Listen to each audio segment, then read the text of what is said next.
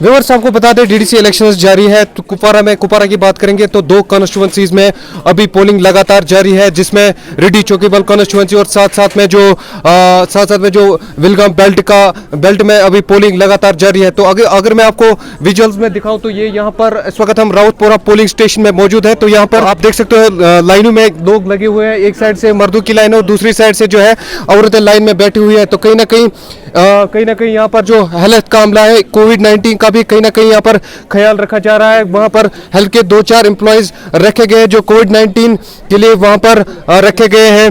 तो इस पर मेरे साथ इस वक्त बात करने के लिए मजीद मौजूद है कुपवारा टाइम्स के एडिटर इरफान लोन साहब। हम इस बारे में बातचीत करेंगे। तो इरफान साहब, पहले आपका वेलकम है। अरे थैंक यू सर।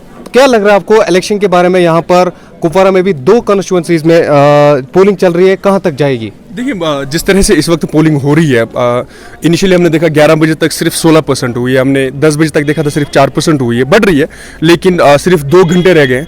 तो मुझे तो ये लगता है कि जैसे हमने फर्स्ट फेज में देखा कि करालपुरा जो इसके बगल में पड़ता है कॉन्स्टिट्यूंसी, वहाँ पे सिर्फ 41% हुई थी। आई थिंक इस वक्त भी जो है 40-45 तक जाएगी। तो इरफान ने एक बार फिर यहाँ पर अपडेट देते हुए ये कहा कि 11 बजे तक जो है 16% जो पोलिंग है वो अभी तक हो चुकी है।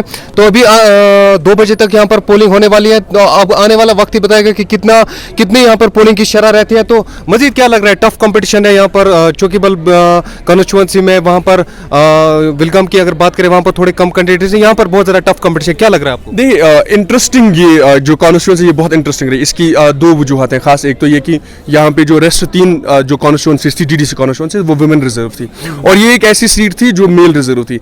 दूसरा इंपॉर्टेंट इसमें ये रहा कि हमने देखा कि हालांकि जो इस कॉन्स्टिट्यूंसी से नहीं थे वो भी यहाँ पे लड़ने के लिए आए। हमने मोहम्मद शफी मीर जो बीजेपी के डिस्ट्रिक्ट प्रेसिडेंट है वो यहाँ पे लड़ने आए। एडवोकेट इरशाद जो है वो किसी और कॉन्स्टिट्यूंसी से यहाँ पे लड़ रहे हैं।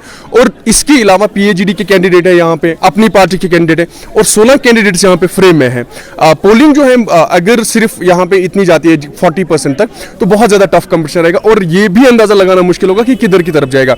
क्योंकि हमारे यहाँ पे एक जो इलाका है दर्दपुरा है, वहाँ पे 2 कैंडिडेट्स हैं वहाँ के, और वहाँ पहाड़ी आबादी बहुत ज्यादा है, पहाड़ी एक कैंडिडेट है, तो वो भी कहीं ना कहीं एक एज जाएगा। दूसरा ये है कि जिन इलाकों में हम हैं, जैसे ये रावतपुरा है, तो यहाँ पे जो 3 गांव नीचे है, हम पंजगाम की बात करें वहाँ से 2 इंडिपेंडेंट कैंडिडेट्स है, बटपुरा की बात करें वहाँ पे पीएजीडी कैंडिडेट है। तो मुझे लग रहा है कि कहना मुश्किल होगा कि कौन सीट निकल पाएगा। और दूसरा ये कि कितने मार्जिन से, क्योंकि पोलिंग कितनी होगी, फिर कितने लोगों में बंटेगा, और सारे जो ऊपर से 16 कैंडिडेट्स हैं। मैं वही कह रहा हूँ। हमने यहाँ देखा जो इरफान बढ़ाना है वो गुजर कम्युनिटी से है, जो ऊपर हमारा हजमर्ग वाला एरिया, तो ये सारी चीजें इसमें काउंट होंगी कि कौन किस तरह से वोट डाल रहा है, पहाड़ी, गुज्जर, कश्मीरी, और फिर इतना ज्यादा बंटना और फिर पार्टीज में बंटना। इसमें आपने देखा होगा जैसे 2 दिन पहले जो है यहाँ पे शाहनवाज हुसैन आए थे, बीजेपी के नेशनल स्पोक्स पर्सन है, यहाँ सजाद गनी लोन खुद आए थे, पीएजीडी के स्पोक्स पर्सन है, पीपल्स कॉन्फ्रेंस के चेयरमैन है, और ये सीट भी उन्हीं को मिली हुई है, पीपल्स कॉन्फ्रेंस को। तो इसलिए मुझे जहां तक मुझे लग रहा है, क्योंकि बहुत नजदीक का कॉम्पिटिशन रहेगा, मालूम नहीं कि जो भी सीट निकाल पाएगा,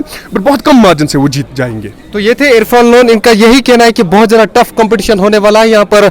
जैसा इरफान ने कहा कि शाहनवाज हुसैन जो बीजेपी के स्पोक्स पर्सन है वो भी यहाँ पर कैंपेनिंग के लिए आए थे, पीएजीडी के जो स्पोक्स पर्सन है सजाद गनी लोन वो भी यहाँ पर कैंपेनिंग के लिए आए थे। तो बाकी मजीद अपडेट्स के लिए आप जुड़े रहिए कश्मीर क्राउन के साथ।